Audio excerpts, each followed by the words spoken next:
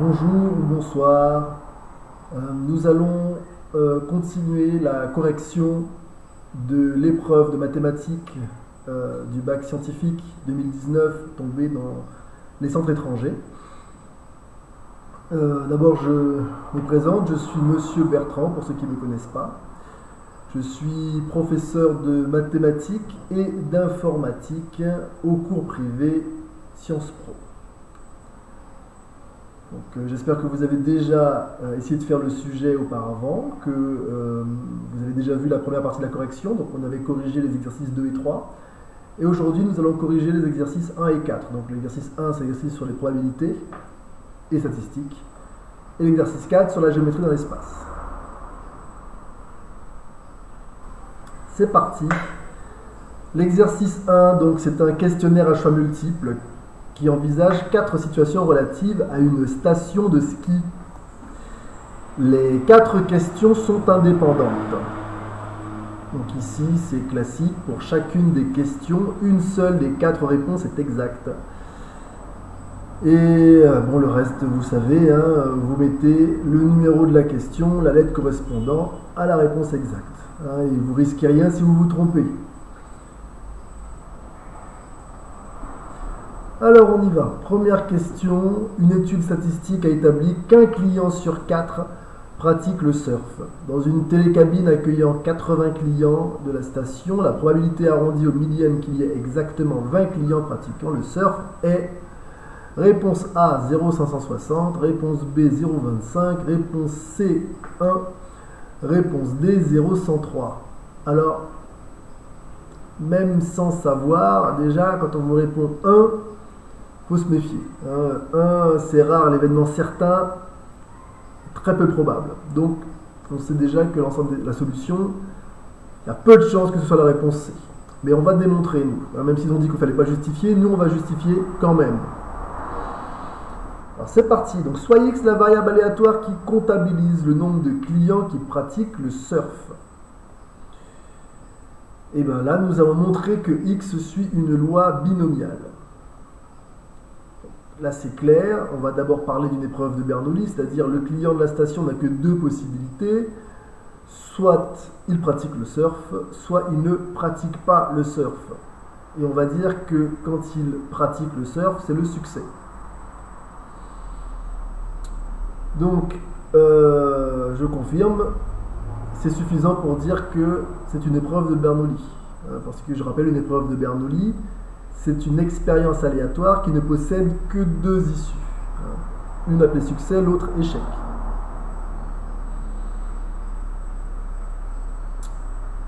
Et maintenant, donc, on nous a dit dans l'énoncé qu'un client sur 4 pratique le surf. Donc, la probabilité de succès est de 1/4. Maintenant, savoir si plusieurs clients pratiquent le surf, c'est la répétition de cette même épreuve de Bernoulli. On va quand même présumer que cette répétition se fait de manière indépendante. On va présumer qu'un client n'influence pas les autres. Ou plutôt le fait qu'un client pratique le surf n'influence pas les autres ou n'a pas été influencé par d'autres. Dans ce cas-là, donc comme je disais, les épreuves sont indépendantes. Et on peut dire que cette expérience aléatoire devient un schéma de Bernoulli parce qu'il y a 80 clients, donc 80 fois la même épreuve de Bernoulli. Enfin, les épreuves indépendantes les unes des autres. Donc notre variable aléatoire grand X, ça confirme qu'elle suit bien une loi binomiale. Le paramètre n égale 80, le nombre de répétitions, et P c'est 1/4, la probabilité du succès. Après on applique la formule, P de x égale K, c'est K parmi n fois P puissance K, facteur de 1 moins P, le tout puissance n moins K. Ce qui donne ici P de x égale 20, puisqu'on veut savoir qu'il y a la probabilité que 20 clients pratiquent le surf. Donc c'est 20 parmi 80, facteur de 1/4 puissance 20, facteur de 1 moins 1/4 puissance 80 moins 20, 80 moins 20 qui fait 60, évidemment.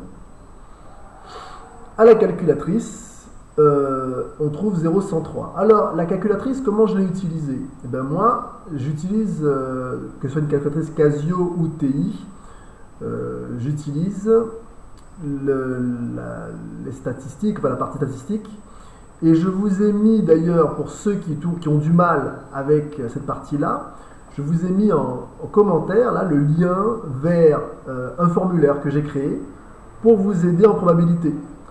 Si vous avez une Casio ou une TI, je vous explique tranquillement dans le formulaire sur quoi taper pour la loi binomiale et la loi normale. Je reviens donc à mon exercice. C'est donc 0,103 qui est la réponse D. On passe à la question 2. L'épaisseur maximale d'une avalanche exprimée en centimètres peut être modélisée par une variable aléatoire grand X qui suit une loi normale de moyenne mu égale 150 cm et d'écart type inconnu. On sait que P de X supérieur ou égal à 200 est égal à 0,025. Quelle est la probabilité de donc P de X supérieur ou égal à 100? Petit a, on ne peut pas répondre car il manque des éléments dans l'énoncé. Petit b, 0,025. Petit c, 0,95. Petit d, 0,975. On va regarder ça, on va encore justifier. Donc je rappelle que la probabilité de x supérieur ou égal à 100, c'est 1 moins probabilité de x strictement inférieur à 100. Alors ça, c'est dans le cas général. Dans le cas de la loi normale, ça n'influence pas, ça peut être ou égal. Mais retenez que dans le cas général, si j'ai ou égal d'un côté, j'ai strict de l'autre. Alors maintenant, on va utiliser une caractéristique de la loi normale. On sait que la droite d'équation x égale mu est un axe de symétrie important pour la représentation graphique de la fonction de Gauss. Ça veut dire que si j'ai un axe de symétrie, ça veut dire que f de x égale f de mu plus x est égal à f de mu moins x pour tout réel x. Ça, on va s'en servir parce que ça a un impact sur le calcul d'air. Ça veut dire que l'air de mu, plutôt l'intégrale de mu à mu plus x de f de x dx sera égale à l'intégrale de mu moins x à mu de f de x dx. D'accord? C'est l'effet de l'axe de symétrie. Ainsi, donc si P de x est strictement inférieur à 100, alors déjà, on va dire ce que ça fait, P de x strictement inférieur à 100. Ça c'est une formule du cours, ça fait 1/2 moins la probabilité de x compris entre 100 et 150. 150 qui est mu, je rappelle. Donc mu notre espérance. Si vous avez la courbe en cloche en tête, vous avez 100 qui est inférieur à mu, et donc on sait que de moins l'infini à mu, l'air sous la courbe vaut 1/2. Donc j'ai 1/2 et je retire ce qu'il y a entre donc 100 et l'espérance, donc 150. Et pour la même raison, P de x supérieur ou égal à 200 sera aussi égal à 1/2 moins la probabilité de x, compris cette fois-ci entre 150 et 200. Hein, pareil de l'autre côté, si vous avez la courbe en tête, de 0 à plus l'infini, l'air sous la courbe vaut aussi 1/2, donc je retranche l'air entre 150 et 200. Et ça me donne ce qui reste est supérieur à 200. Donc, sachant que, je répète ce que je disais, 100 plus 200 divisé par 2, ça fait 150. Donc, ça confirme que 200, c'est 150 plus 50. Et 100, c'est 150 moins 50. Et donc, ce que je disais, la droite d'équation x égale mu, donc qui est 150, est axe de symétrie. D'où, donc, la probabilité de x compris entre 100 et 150 est égale à la probabilité de x compris entre 150 et 200. Et donc, on en déduit que la probabilité de x inférieure à 100 est égale à la probabilité de x supérieure à 200. Donc, la probabilité de x supérieure à 100 est égale à 1 moins la probabilité de x supérieure à 200. Ce qui fait 1 moins 0,025 qui donne 0,975. C'est bien la réponse D, la bonne réponse. Question suivante. Dans un couloir neigeux, on modélise l'intervalle de temps séparant deux avalanches successives, appelées temps d'occurrence d'une avalanche, exprimé en années par une variable aléatoire t qui suit une loi exponentielle. On a établi qu'une avalanche se déclenche en moyenne tous les 5 ans. Ainsi, l'espérance de t est égale à 5. La probabilité de t supérieure ou égale à 5 est égale à, alors là on est sur la loi exponentielle, donc on a 0,5, 1 moins e exposant moins 1, petit c, e exposant moins 1 tout court, petit d, e exposant moins 25. Alors, nous savons qu'une loi exponentielle a pour densité de probabilité la fonction petit f définie sur moins l'infini plus l'infini par f de x égale, donc je reprends, donc c'est 0 si x est strictement inférieur à 0, et lambda e de moins lambda x si x est supérieur ou égal à 0. Lambda est un réel non nul, important. Alors nous savons aussi que l'espérance, c'est e de t égale 1 sur lambda. D'où l'importance que lambda soit non nul. On ne peut pas diviser par 0. D'où ici, 1 sur lambda est égal à 5. Ça fait lambda égale 1 cinquième qui fait 0,2. Et nous savons également, donc toujours le cas général, probabilité de t supérieur ou égal à 5 est égale à 1 moins probabilité de t inférieure strictement à 5. Et on connaît la formule, on sait que probabilité de, en règle générale, quand c'est une loi exponentielle, probabilité de x inférieure ou égale à une valeur petit a, ça fait 1 moins e de moins a lambda. Donc on applique, ça fait 1 moins e exposant moins 5 lambda, c'est-à-dire, quand on remplace dans notre expression, que la probabilité de t supérieure ou égale à 5 est égale à 1 moins 1 plus e exposant moins 5 lambda, ce qui fait e exposant moins 5 lambda, et je remplace lambda par 0,2, ce qui nous donne e exposant moins 1. Donc c'est la réponse petit c. Quatrièmement, l'Office de tourisme souhaite effectuer un sondage pour estimer la proportion de clients satisfaits des prestations offertes dans la station de ski. Pour cela, il utilise un intervalle de confiance de longueur 0,04 avec un niveau de confiance de 0,95. Le nombre de clients à interroger est petit a 50, petit b 2500, petit c 25, petit d 625. Alors nous savons qu'un intervalle de confiance, pas un intervalle de fluctuation classique, mais un intervalle de confiance, c'est de la forme, donc un intervalle fermé, f moins 1 sur racine de n, f plus 1 sur racine de m, et n, sachant que f est notre fréquence. Et n, le nombre d'éléments. Donc d'où la longueur de l'intervalle, c'est maximum moins minimum. Ça fait f plus 1 sur racine de n moins f plus, quand on remplace le moins devient plus, 1 sur racine de n, donc il va donner, donc f moins f ça fait 0. Et on va trouver 2 sur racine de n. Donc 2 sur racine de n égale 0,04 la longueur.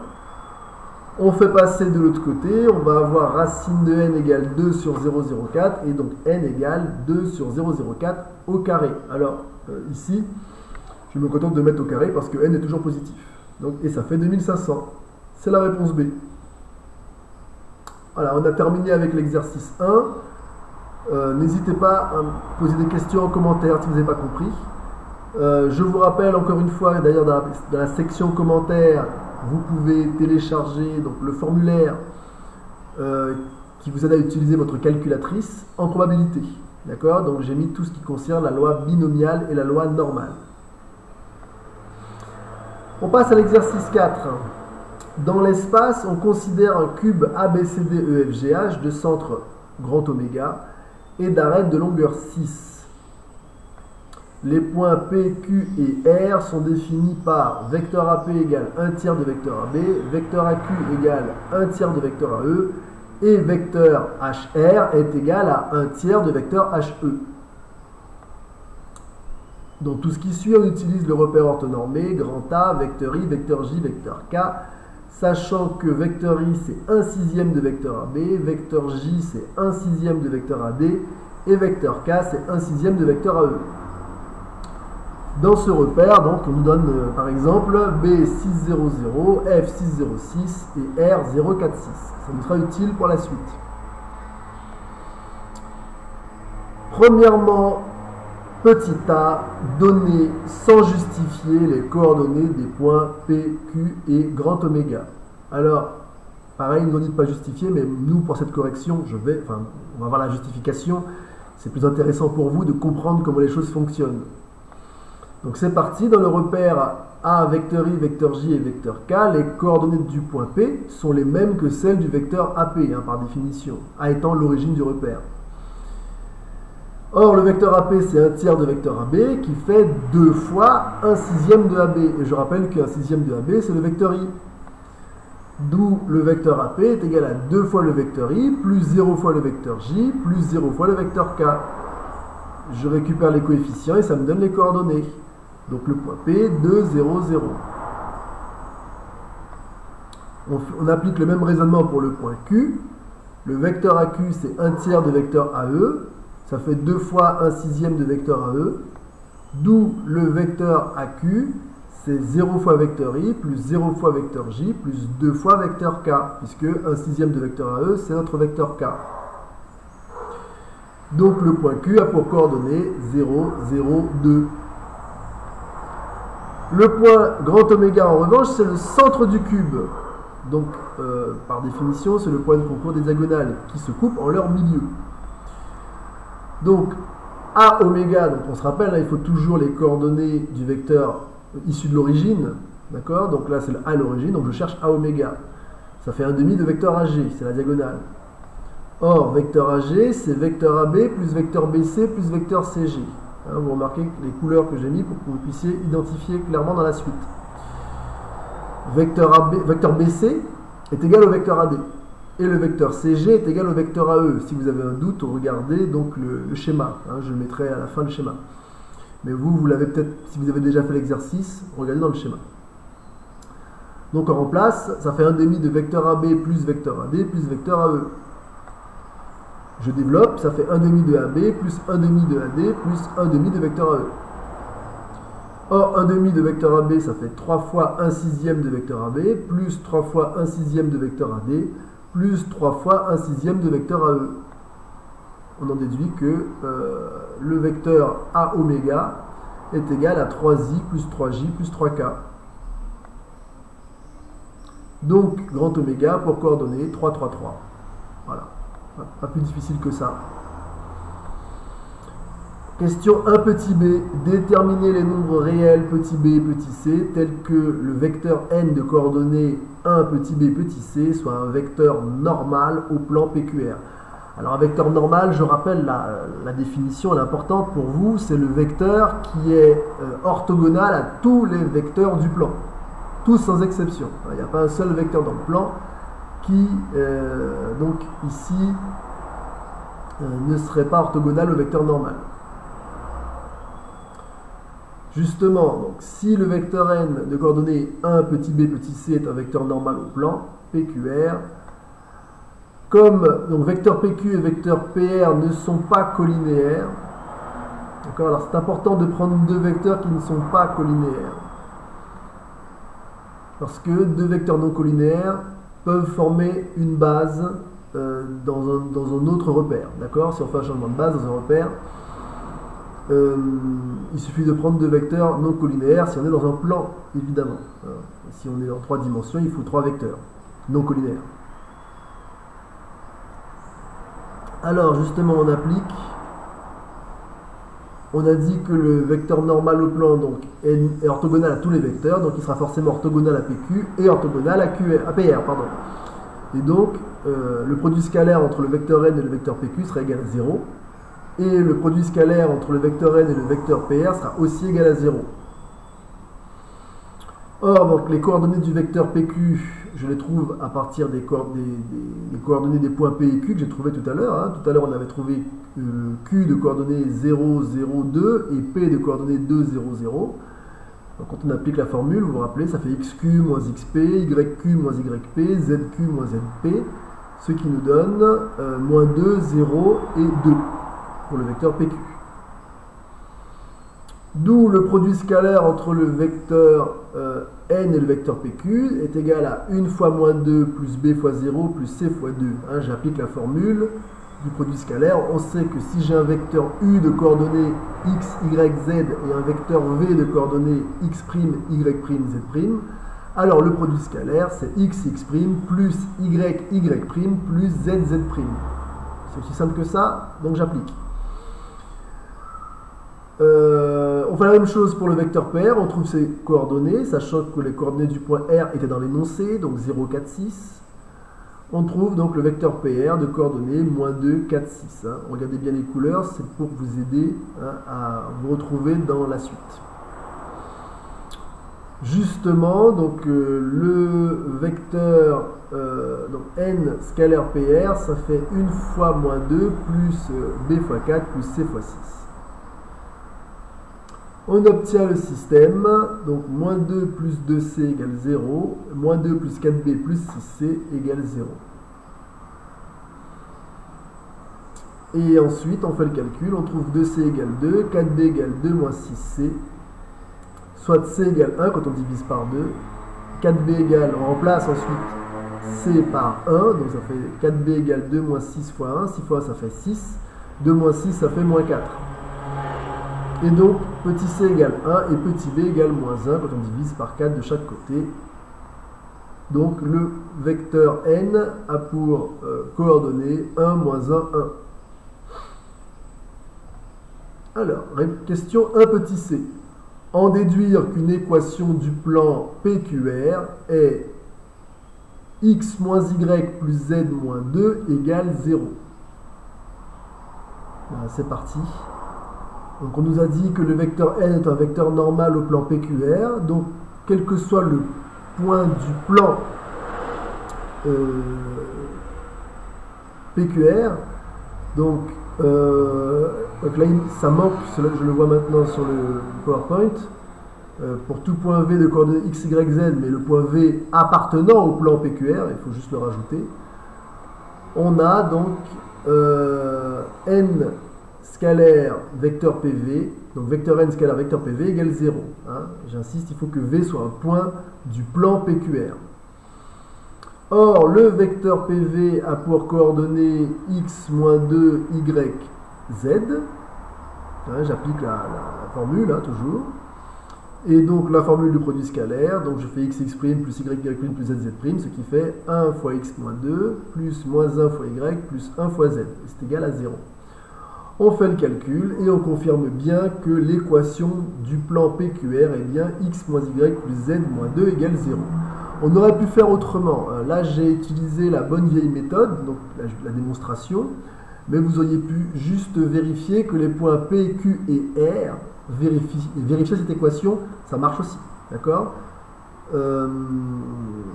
Parce qu'il suffit d'avoir 3 points non alignés qui vérifient l'équation en question, si c'est une équation cartésienne de plan. 3 points non alignés vérifient l'équation. Ces 3 points non alignés sont suffisants pour définir ce plan. Voilà. Question 2 petit a.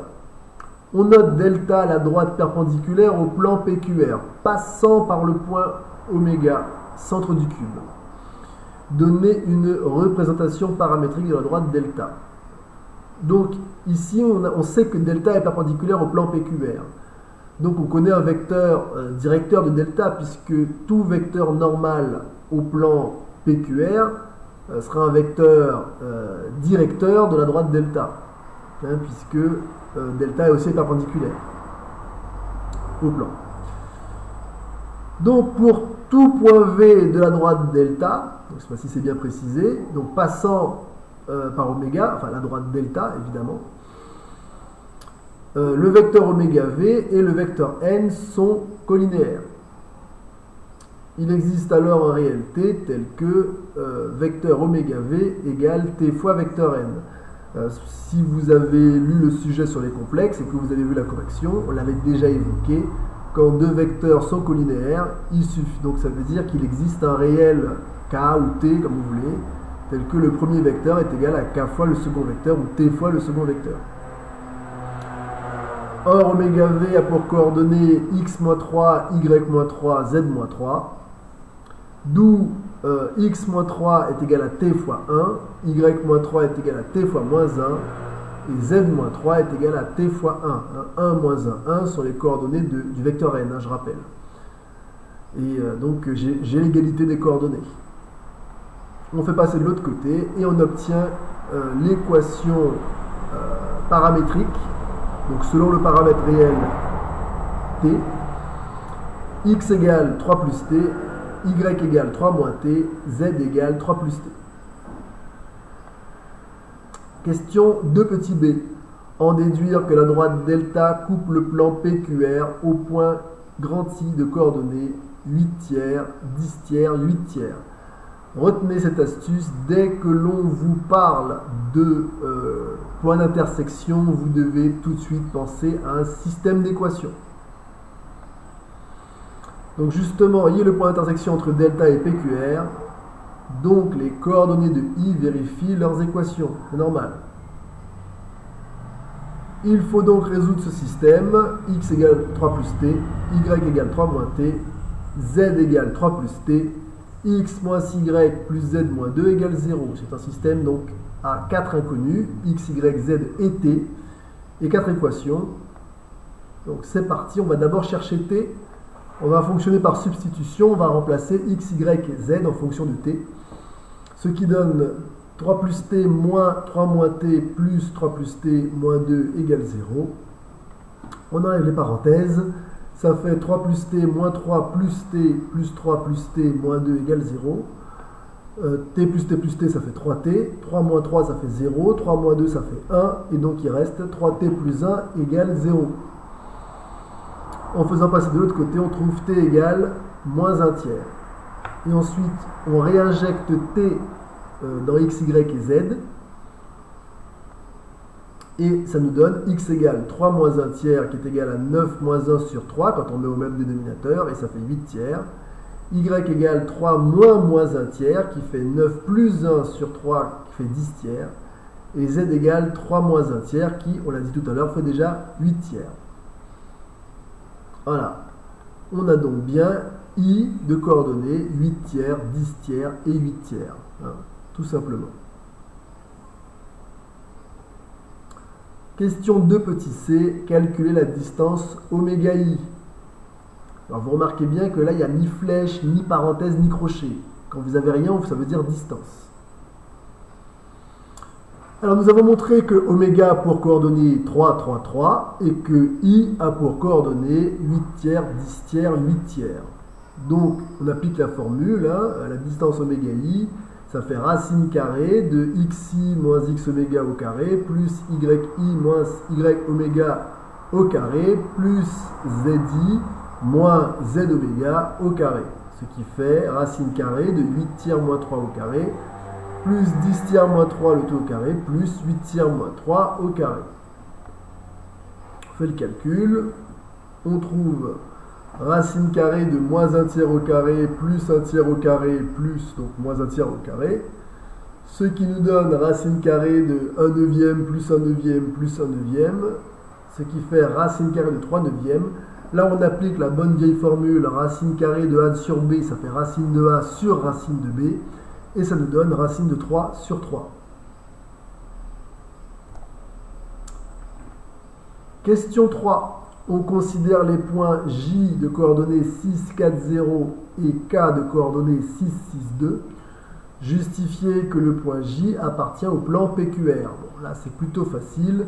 Si J appartient au plan PQR, c'est que ses coordonnées vérifient l'équation, et réciproquement, si ses coordonnées vérifient l'équation, c'est qu'il appartient au plan. Donc c'est pour ça qu'on peut dire que J appartient au plan PQR si et seulement si ses coordonnées vérifient l'équation de ce plan.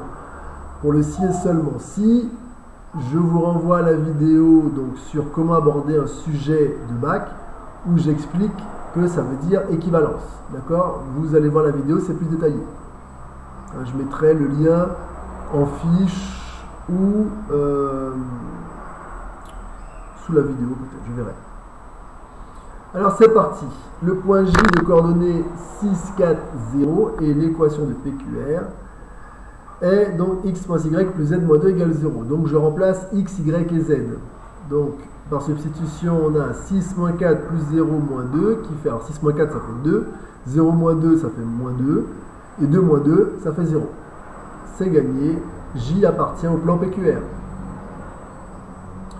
Question 3 petit b.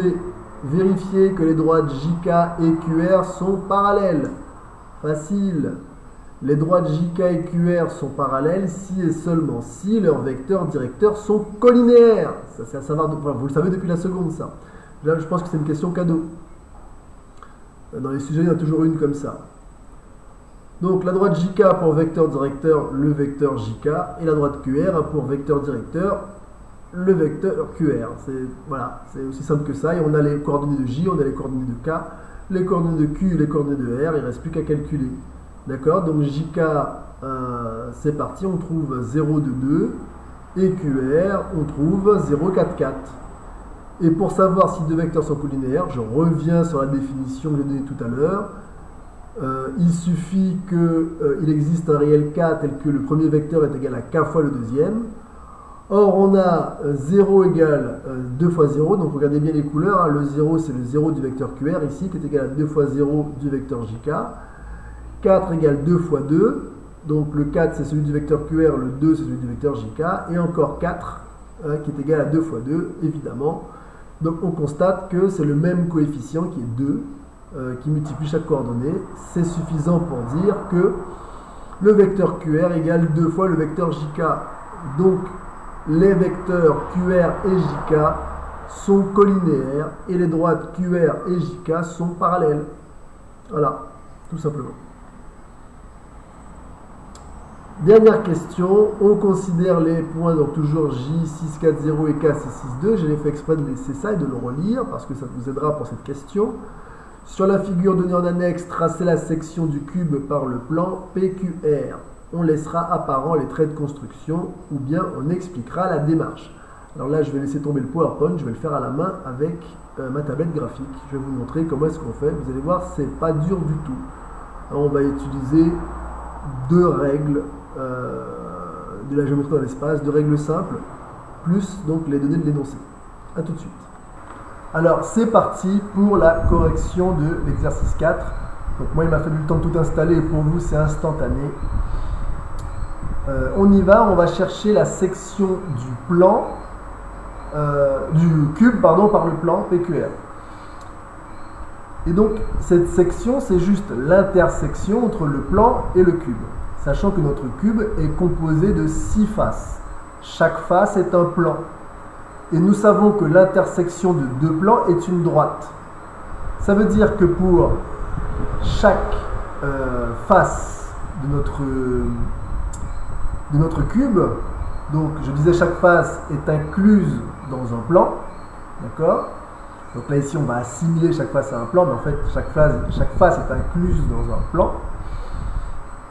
Et donc on va chercher les droites intersections entre le plan PQR et donc chacune des faces, d'accord? Donc le plan PQR par exemple avec la face ADHE, en toute logique, c'est la droite QR l'intersection. Voilà. Et maintenant, l'intersection avec la face ABFE, c'est la droite QP, puisque Q est sur la droite AB et Q est sur la droite AE. Voilà. Maintenant, je me pose la question, est-ce qu'il existe une intersection avec la face du dessous, c'est-à-dire la face ABCD? Alors ici, ça n'a pas l'air évident à trouver, pourtant, c'est pas dur. Alors j'ai deux choix. Soit j'utilise l'énoncé où on me donnait un point J, et le point J était quelque part par là, d'accord? Ou j'utilise une petite astuce de renard, j'utilise le fait que si deux droites sont dans le même plan, alors elles sont soit séquentes, soit parallèles. Par exemple, la droite QR et la droite AD sont dans le plan ADHE. Donc, hop, si je prolonge la droite AD, alors je vais le faire avec une autre couleur, je vais le faire en bleu ici. Je vais prolonger la droite AD, donc je vais partir un peu de là, voilà, pour prendre la bonne direction. et je vais prolonger de AD, voilà. Et si maintenant je prolonge QR, on va tout simplement réécrire par-dessus depuis le point R, voilà. Ah non.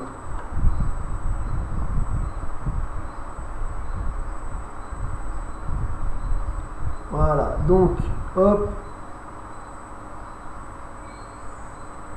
Voilà, j'ai un point intersection. Alors, je suis sûr que j'ai un point intersection ici, parce que je disais AD appartient au plan ADHE et QR aussi. C'est donc deux droites qui sont coplanaires. Et comme elles sont coplanaires, alors elles sont soit parallèles, soit séquentes. Mais si j'ai un point d'intersection, c'est qu'elles sont séquentes.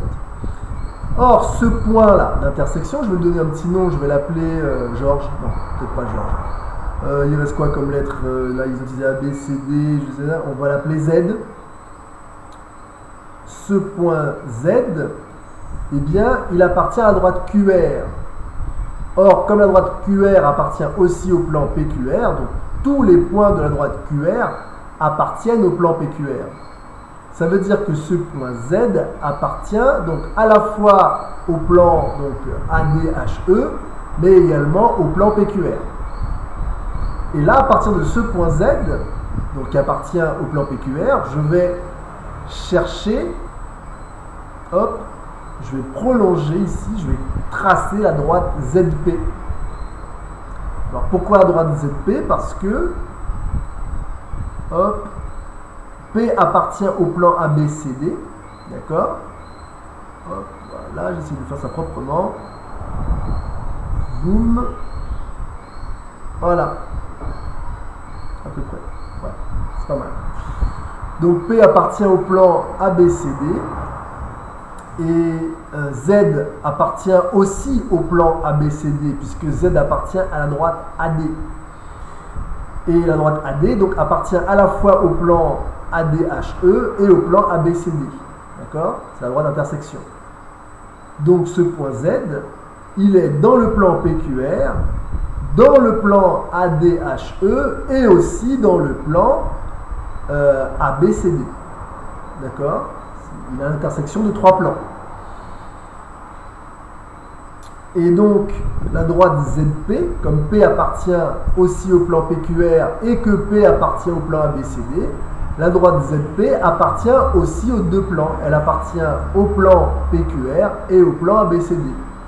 Ça veut dire que tous les points de la droite ZP appartiennent au plan PQR, mais également au plan ABCD.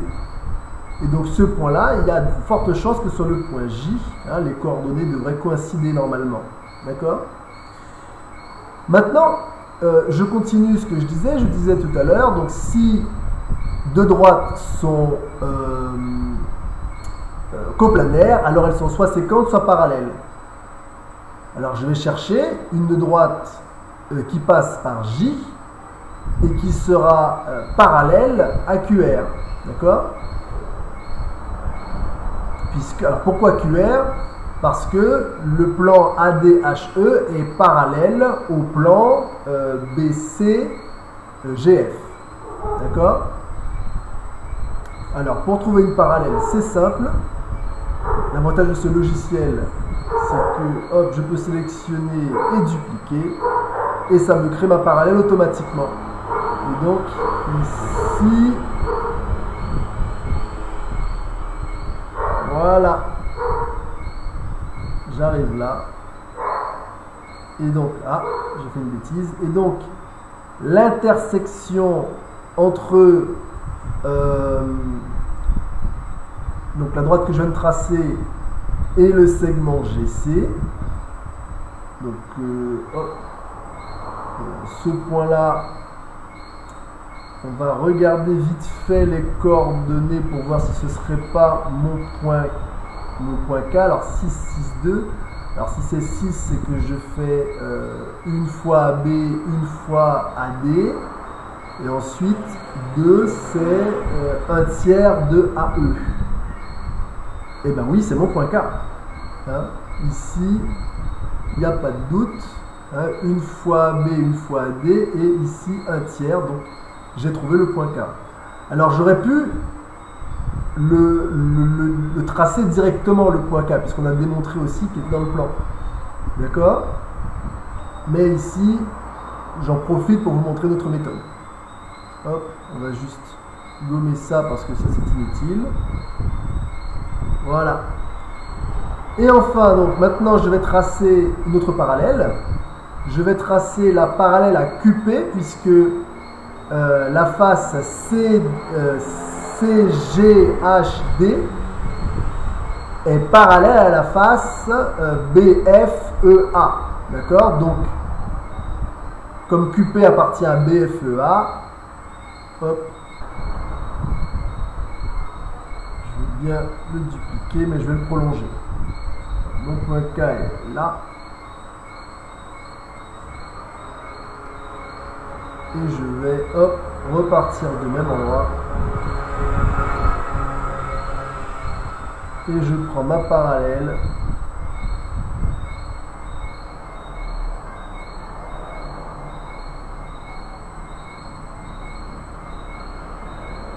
Voilà. Donc j'ai tracé la parallèle à QP passant par K. Et donc nécessairement, donc cette droite là derrière, hop, je vais la mettre en pointillé.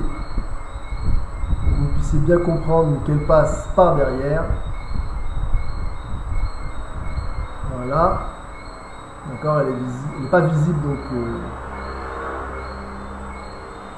Elle n'est pas visible depuis donc, la face avant. D'ailleurs, donc j'y pense, la droite QR non plus n'est pas censée être visible depuis la face où nous sommes.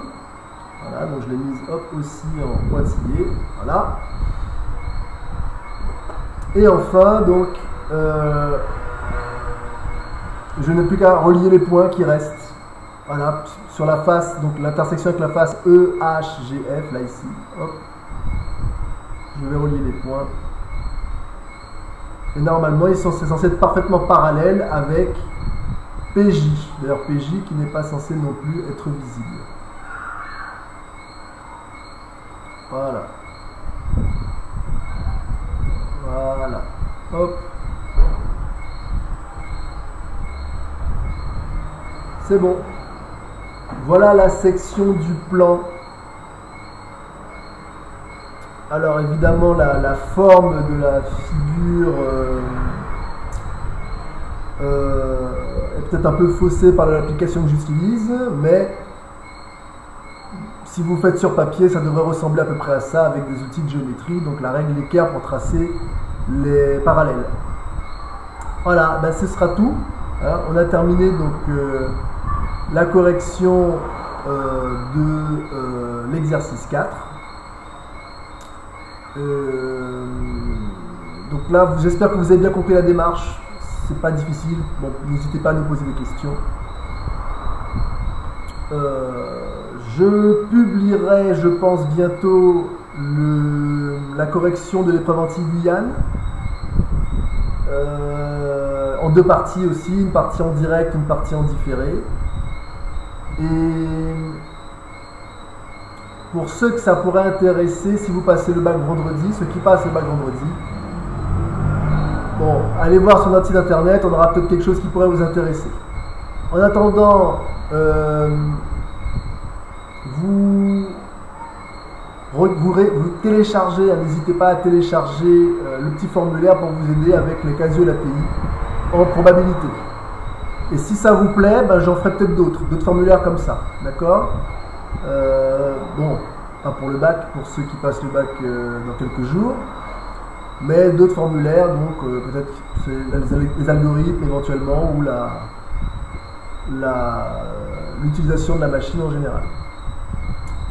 Allez, pensez à vous abonner si ce n'est pas encore fait, activez la petite cloche, et puis à bientôt, bon courage pour vos épreuves.